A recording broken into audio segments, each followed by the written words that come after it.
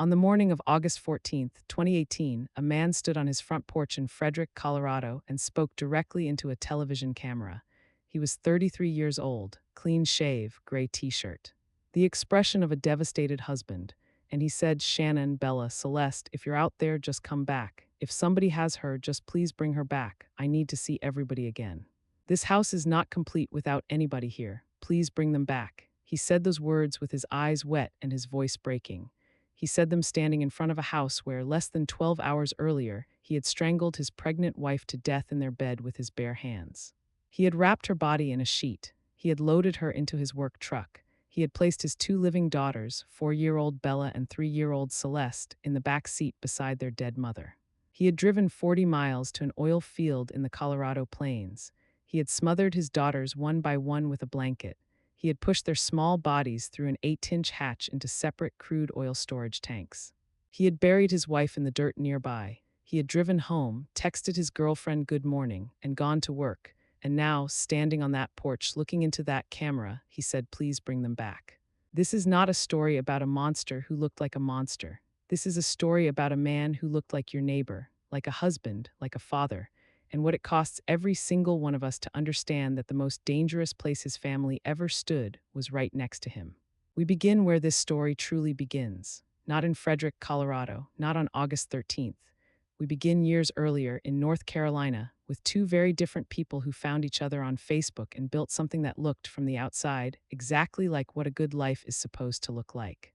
Shanann Watts grew up in Aberdeen, North Carolina. She was warm, loud, vivid, the kind of person who filled a room the moment she walked into it. She had fought lupus for years, an autoimmune disease that had made her younger years genuinely difficult, and the fight had made her someone who did not take good days for granted. She laughed easily, she loved fiercely.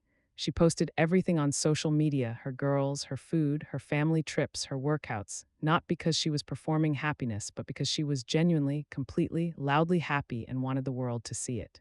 She met Chris Watts in 2010.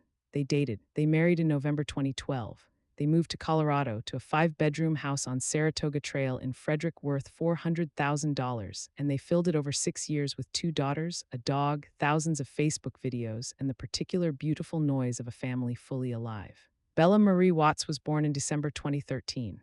Celeste Catherine Watts, CC, was born in July 2015. And in the spring of 2018, Shanann announced her third pregnancy, 15 weeks, a boy already named Nichol Watts, in a video that Bella and Celeste helped film, both of them grinning, Shanann glowing in the way that people glow when something is genuinely, completely real. They were going to be a family of 5. That was the plan. That was what Shanann believed she was building. Chris Watts smiled in every photograph. He said the right things. He showed up at the right moments. And inside, in the interior world that he had spent his entire life keeping hidden from absolutely everyone, he had already started planning something else. Chris Watts grew up in Spring Lake, North Carolina. His parents described him as gentle, passive, conflict-averse, a young man who kept his feelings so deep inside himself that the people closest to him often had no idea what he was actually thinking. He never argued. He never pushed back, he accommodated, he agreed. He smiled and nodded and kept his interior world sealed so tightly that even after everything that happened, the people who had known him longest said the same thing: "We had no idea. We never would have guessed, the last person we would have thought." He worked as a field operator for Anadarko Petroleum, stable, physical, well-paying. In 2015, the Watts family filed for bankruptcy, nearly $450,000 in liabilities against a combined income of roughly $100,000. The mortgage, the car payments, Shanann's medical bills, Bella's peanut allergy hospitalizations, the weight of a life that cost more than it generated, they recovered, they stabilized. And the surface of the life they were building looked, to everyone watching Shannon's Facebook videos, like exactly what they wanted it to look like. But Chris Watts was not living inside the videos. He was living inside something else. Something that had been building quietly, invisibly, with the patience of a man who never let anyone see what was building. In June 2018, 2 months after his wife announced her third pregnancy to the world, Chris Watts began an affair with a coworker named Nichol Kessinger. She was attractive, outdoorsy, everything that Chris had decided in his secret interior world that he wanted his life to be. He told her he was separated. He told her the divorce was already in motion. He took her hiking. He introduced her to friends as his girlfriend. Nichol believed him, or believed him enough, because the man in front of her was calm and gentle and available, and carried none of the complicated weight of a pregnant wife and two daughters that he never once mentioned. For 2 months, Chris maintained both lives. He texted Shanann from Nichol's apartment. He attended Shannon's pregnancy announcements while mentally furnishing a future that had no room for his family inside it. And somewhere in the heat of that summer, the thought that had been building quietly for weeks became something more specific, something with a shape, something with a date. The Arzusek family would later learn, from Chris's own confessions and from letters he wrote to a pen pal in 2021, that he had been slipping OxyContin into Shannon's food and drink in the weeks before the murders, hoping to end her pregnancy without her knowledge, hoping that if the baby was gone, the affair would be easier to maintain. He had been poisoning his pregnant wife. The plan to erase his family was not born on August 13th. It had been growing, deliberately and patiently, for weeks before that morning. On August 9th, 2018, Shanann took Bella and Celeste to Arizona for a business trip. She was away for 4 days. During those 4 days, Chris spent almost every night with Nichol Kessinger. He talked about his future. He talked about travel and freedom and the life he was going to have. And when Shanann texted from Arizona asking if he missed them, asking about the girls, asking how he was, he texted back. Short answers, the minimum. Shanann told her friends from Arizona that something felt wrong, that Chris seemed cold, distant in a way she could not name. She had suspected the affair for weeks, had found something on his phone, had confronted him gently, had been reassured by a man who was very good at reassuring people. She had ordered a book about saving marriages called Hold Me Tight from Amazon. Chris threw it in the garbage without opening it. She did not know that. She was still trying. She was still fighting for her family the way she had always fought, fully, loudly, with everything she had. She flew home on the night of August 12th, arriving at the house at 1:48 in the morning. Her friend Nichol Atkinson drove her home. They hugged at the door. Nichol drove away. Shanann walked inside. The door closed behind her, and she never came out again. What happened in that house between 2 a.m. and 5 a.m. on August 13th, 2018, we know from Chris Watts' own confession, given in a 5-hour prison interview in Wisconsin on February 18th, 2019, the first time he told the full truth. He said Shanann came to bed. He was already awake, lying in the dark. He woke her. He told her he wanted a divorce. He told her he was in love with someone else. Shanann started crying. She asked him if he was having an affair. And then she said, "If we separate, you will never see the kids again." Chris Watts later told investigators he was not planning it. He said, "I woke up that morning and it was going to happen and I had no control over it." No control, the words of a man who had been poisoning his pregnant wife for weeks, who had already called his daughter's school to say they would not be coming back, who had already contacted a realtor about selling the house. He climbed on top of Shanann and strangled her with his bare hands, in the bed where they had slept for 6 years. The prosecutor would say at sentencing that it took 2 to 4 minutes. In that same confession, Chris said he thought, "Why couldn't I just let go?" He didn't let go, and as he was pulling the bedsheet off the mattress to wrap her body, the bedroom door opened. Bella was standing there. 4 years old, woken by the noise, in her pajamas in the doorway. She looked at her father and she asked, "What is wrong with Mommy?" Chris told her Mommy was sick. He wrapped Shannon's body in the sheet. He carried her downstairs and loaded her into the back of his work truck, and then he went back inside, and he told Bella and Celeste to come. He put them in the back seat, no car seats, beside their mother's wrapped body. And he drove east into the dark Colorado plains. Both girls dozed during the drive. Bella woke at some point and said the car smelled strange. She did not know what the smell was. She was 4 years old. She did not know. At the Anadarko oil field, 40 miles from home, Chris Watts stopped the truck. He got out. He went to the back seat. He took Celeste's favorite blanket, the one she slept with, the one she carried everywhere, and he smothered her with it. Celeste did not struggle. She was 3 years old. Chris then took her body and pushed it through an 8-inch hatch at the top of one of the crude oil storage tanks. When he came back to the truck, Bella was awake. She had unbuckled herself from the seat. She looked at her father and asked, "What happened to CC?" And then, in a small voice, she asked the question that Shannon's family has said is the hardest thing they have ever had to hear. She said, "Is the same thing going to happen to me as CC?" 4 years old, she knew. She looked at her father, the man who had given her piggyback rides and read her bedtime stories, and she asked that question. Chris Watts told investigators he could not remember if he answered her before he put the blanket over her face. He said she fought him. He said there were signs she fought for her life. He said her last words were, "Daddy, no." Those were the last words Bella Watts ever said. Daddy, no. He pushed her body through a separate hatch into a separate tank. He buried Shanann in a shallow grave in the dirt nearby. Then he drove back to Frederick.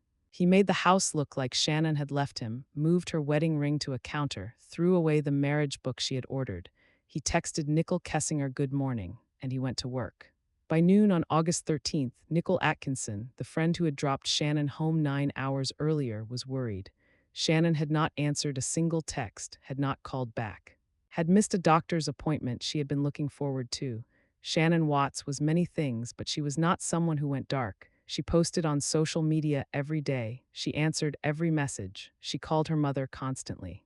Nichol drove to the house. She knocked. She called Chris at work. He said, "I haven't heard from her either. I think she took the kids somewhere." Nichol did not believe that. She called the police. At 1:40 in the afternoon, Frederick police were dispatched to 2825 Saratoga Trail. They arrived to find Chris Watts already home. Shannon's car was in the garage.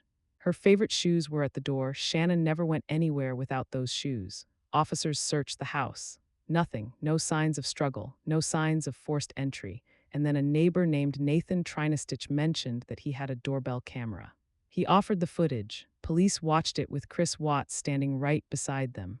The footage showed the early morning hours of August 13th. It showed Chris loading something large and wrapped into the back of his truck. It showed his daughters being carried to the vehicle alive in pajamas, no car seats. It showed Chris driving away. It showed nothing after that. No Shanann walking out, no girls leaving with bags packed. Just a man loading his truck in the dark and driving away. And the detectives watching the footage noted that Chris Watts, watching it beside them, showed no emotion at all. The next morning, August 14th, Chris Watts stood on that porch and spoke to the television camera. He pleaded, he cried, he said, "Please bring them back." Investigators watched with the trained attention of people who know what grief looks like and know what it does not look like. They noted that when he talked about his daughters, he spoke in the present tense. When he talked about Shanann, without being asked, without being prompted, he slipped into the past tense. She was a great mother. She was amazing, past tense. For a man who publicly believed his wife was alive and simply missing, the FBI joined the investigation. On August 15th, Chris was brought in for a polygraph. He failed, not ambiguously, completely. In the room after the polygraph, while investigators applied the quiet, methodical pressure of people who already know, Chris asked to call his father. He called Ronnie Watts. He said, "I did it. I killed Shanann." He told his father the lie he was about to tell investigators, that he had found Shanann killing the girls, that he had killed her to stop her, that it was Shannon's fault. Ronnie listened. And then Chris sat across from the detectives and told them the same story. Shanann killed the girls. He killed Shanann in a rage to save them. And investigators listened and noted every impossibility in his account and arrested him on August 15th, 2018. 3 counts of first-degree murder, unlawful termination of a pregnancy for unborn Nico, 3 counts of tampering with a dead body, bond set at $6 million. 36 hours after his family disappeared, Chris Watts was in handcuffs. On August 16th, investigators arrived at the Anadarko oil field. They found Shanann first in the shallow grave, wrapped in the bedsheet from her own bedroom, and then they found the tanks, 2 separate crude oil storage tanks, each with an 8-inch hatch, Bella in one, Celeste in the other. The openings so small, 8 inches, that investigators later said it was almost impossible to comprehend how he had forced them through. But he had. The crude oil had been slowly filling and processing around them for 3 days in an active working oil field, while Chris sat at his desk and texted his girlfriend and went through the ordinary motions of a working day. The bodies of Bella and Celeste Watts were recovered and returned to their family. Shannon's parents, Frank and Sandra Arzusek, flew to Colorado. They stood outside that oil field on the day their daughter and granddaughters were found. There are no public words from either of them from that moment, because there are no words that belong to it. There is only the thing itself and what you carry after. Shanann, Bella, Celeste, and unborn Nico were buried together in North Carolina in September 2018. In November 2018, Chris Watts appeared in a Weld County courtroom and pleaded guilty to all 9 charges. The plea deal was accepted at the request of Shannon's family, who did not want a trial, did not want to sit through years of defense strategy and courtroom performance, did not want to give Chris Watts the stage. He was sentenced to 5 life sentences without the possibility of parole, 3 of them consecutive. He kept his head down throughout the victim impact statements. Shannon's mother, Sandra, spoke. Her father, Frank, spoke. Her brother, Frankie, spoke.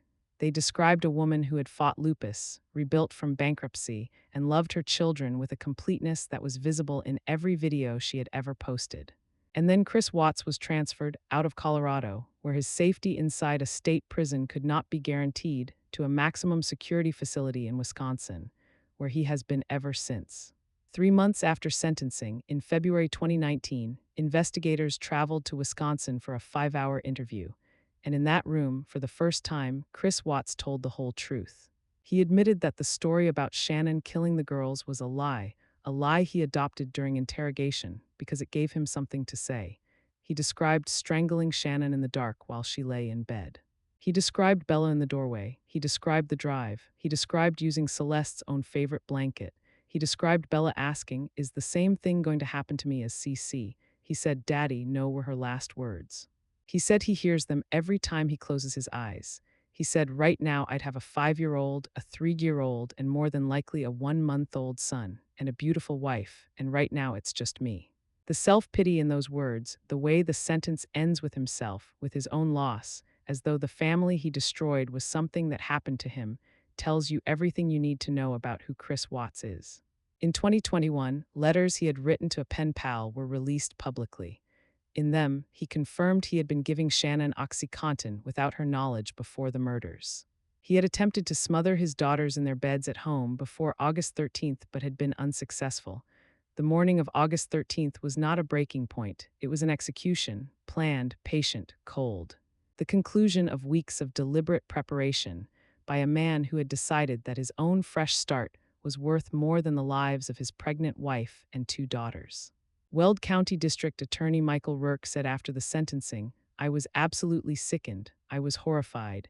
His own father, Ronnie, stood in that courtroom and said, "I hope one day, Christopher, you can help us understand."